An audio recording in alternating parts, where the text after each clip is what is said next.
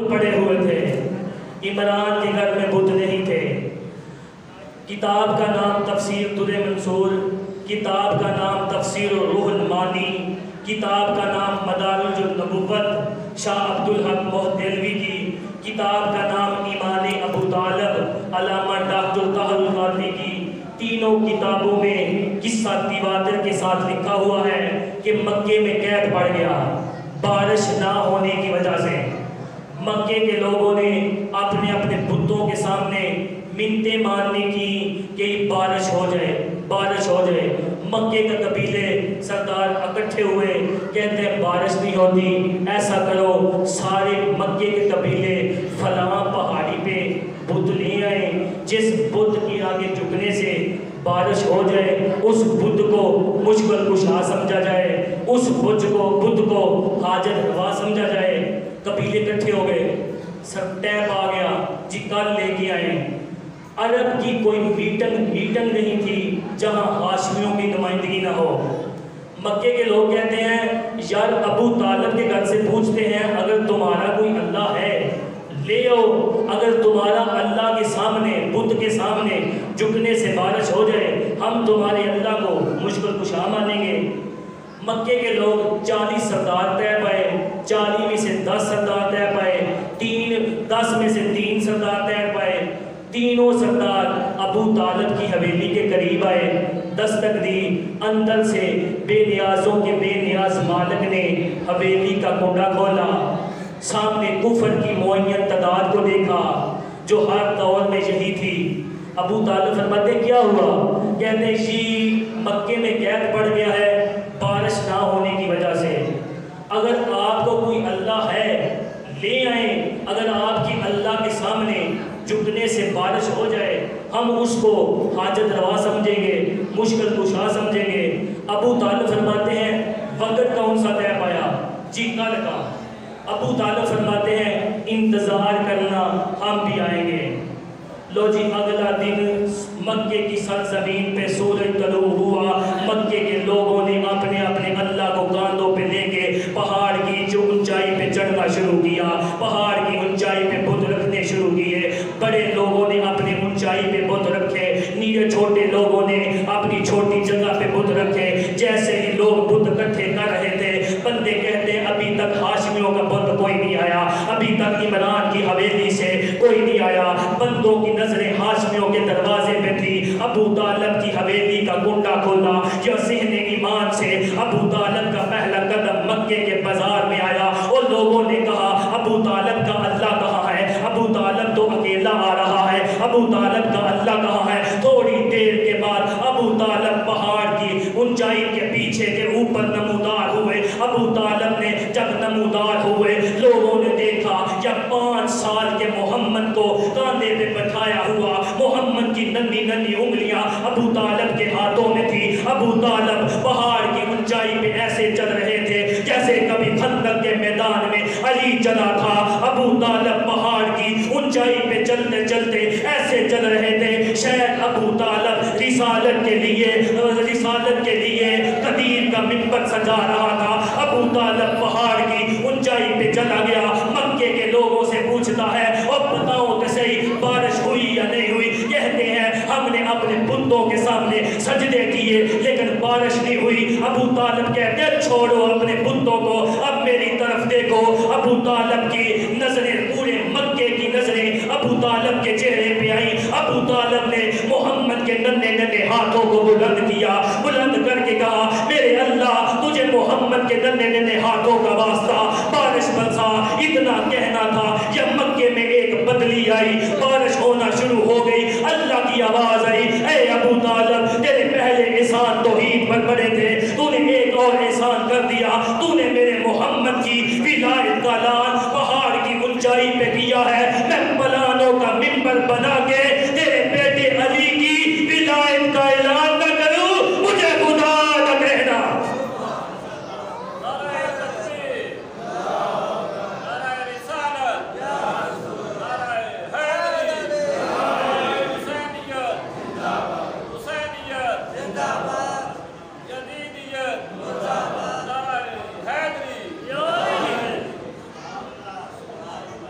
میں تیرے بیٹے علی کی ولایت کا اعلان نہ کروں، مجھے خدا نہ کہنا۔ بھائی جان کیا نا اللہ نے اعلان محمد کے ہاتھوں سے۔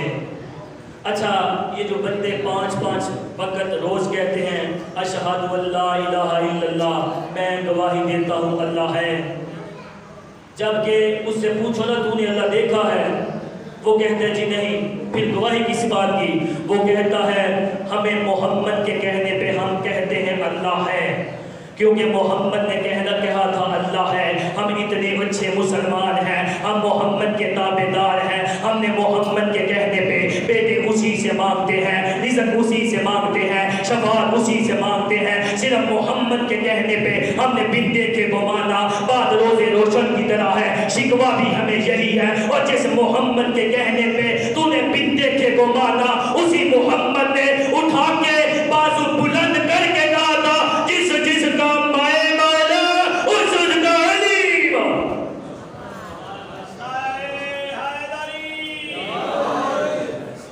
جس کا مائے مولا اس کا علی مولا۔ جنہیں بندے نہیں بولے علامہ جامی بازار سے گزر رہے تھے، ایک بندے نے پوچھا علامہ بتا تو صحیح تیری سانس میں کیا ہے؟ علامہ دیکھ کے کہتا ہے ولایت علی۔ وہ بندہ کہتا ہے فقیر کا، وہ بندہ کہتا ہے نہیں علامہ بتا تو صحیح تیری سانس میں ہے کیا؟ علامہ کہتا ہے آخر طویل عمر کا کیا کس کو تبار، وہ پل ابس ہی نہیں جس میں ولایت ولی نہ ہو، سلطان اولیاء کے ملنگوں کو حشر تک وہ سانس ہی ناگوار ہے جس میں علی نہ،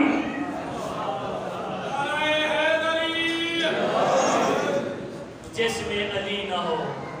بھائی جان آج پیاسی ہو گئیاں کربلا میں محمد کی بیٹیاں، پیاسے تو 2 محرم کے تھے، آج سیدزادیوں کے خیموں میں پانی بند ہو گیا۔ چھوٹے چھوٹے بچے سیدزادی کے خیمے میں آ کے پوچھتے تھے سیدزادی پانی، بی بی کہتی ہے پریشان نہ ہو میرا عباس زندہ ہے۔ عرب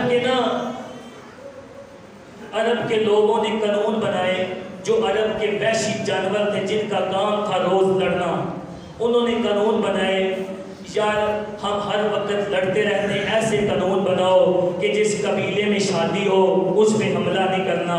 دوسرا قانون انہوں نے یہ بنایا اگر کوئی بچہ کم سن بچہ ہاتھوں پہ اٹھا کے میدان میں لے آئے اس کے ساتھ جنگ نہیں کرنی۔ تیسرا قانون انہوں نے یہ بنایا اگر کوئی مر رہا ہے قاتل اس کے سینے میں بیٹھا ہوا ہے، چاہے اس کے ہاتھ میں خنجر ہے، اس کے سامنے بیٹی آ جائے اسے قتل نہیں کرنا۔ ایسا کیا لو عرب کے وحشی جانوروں نے اپنی بنائے ہوئے قانون توڑ ڈالے۔ انہوں نے کربلا کے میدان میں حسین کا اصغر مار ڈالا، انہوں نے کربلا کے میدان میں حسن کا یتیم مار ڈالا، انہوں نے کربلا کے میدان میں سکینہ کے سامنے اس کا بابا مار ڈالا، سکینہ کے سامنے اس کے بابے کو 13 ضربوں کے ساتھ کتے نے مارا۔ بھائی جان جب مولا قاسم آئے نا دنیا میں، بی بی ام فروا نے بیٹے کو ہاتھوں میں اٹھایا، مولا حسن کے ہاتھوں میں رکھا، مولا حسن نے بیٹے کا منہ نہیں چوما، بیٹے کے جوڑوں کو چومنا شروع کیا۔ بی بی دیکھ کے کہتی اللہ نے اتنا خوبصورت بیٹا دیا ہے، بیٹے کا منہ کیوں نہیں چومتے؟ مولا دیکھ کے فرماتے فرما تجھے نہیں پتا، میں نے علم امامت کی نگاہ سے دیکھا ہے، اس کے جوڑوں کو تا چوم رہا ہوں، اور اس کے جوڑ نرم ہے گھوڑوں کے سب بہت۔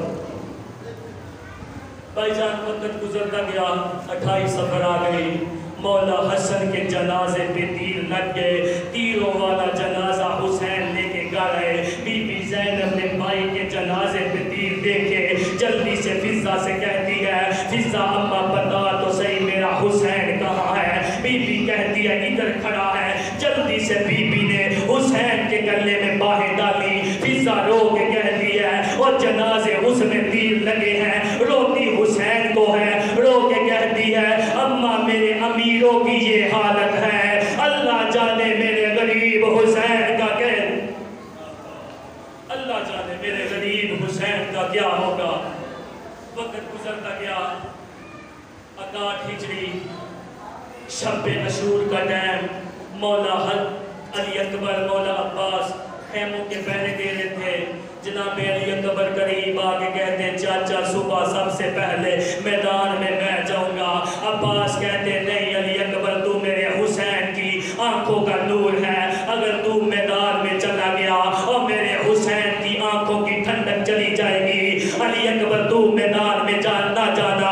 عباس نے جب جملہ کہا علی اکبر کہتا ہے مولا اگر میں نہیں جاتا پھر کون جائے گا؟ عباس کہتے سب سے پہلے میدان میں جاؤں گا.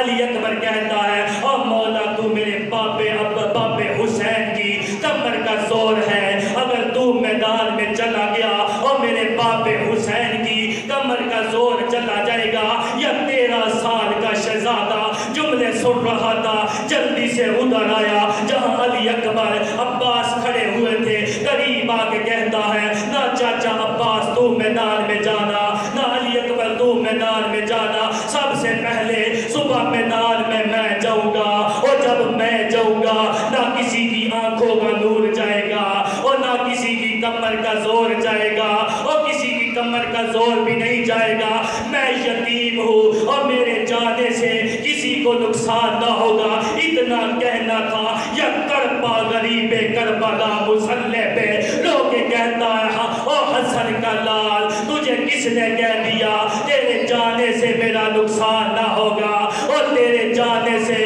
میرے 2 گھر برباد ہو جائیں گے. ایک میرے حسن کا دروازہ بند ہوگا اور دوسری میری بیٹی بیوہ ہو جائے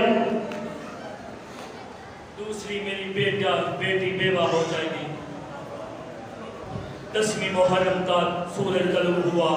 کربلا کے میدان میں علی اکبر سے جنگ شروع ہو گئی. 13 دفعہ قاسم حسن مولا کا بیٹا چاچے حسین کے پاس آیا ہے، کہا چاچا اجازت دے. مولا فرماتے ہیں قاسم خیمے میں چلا جا تو میرے حسن کی نشانی ہے. بھائی جان خیمے میں جب حسن مولا گیا ماں مصلے پہ قرآن پڑھ رہی تھی. کہتے ہیں اماں جلدی کر قرآن بند کر، اماں دعا کر کسی کی اولاد یتیم نہ ہو. اماں میں 13 بار چاچے کے پاس گیا ہوں، مجھے یتیم سمجھ کے واپس بھیج دیتا.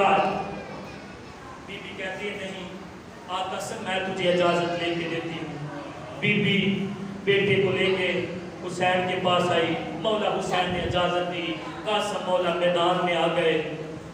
عمر بن سعد کہتا ہے عزت ایک نامی شخص بلایا ہوا تھا، شام کا رہنے والا تھا، 2000 بندے سے اکیلا لڑتا تھا.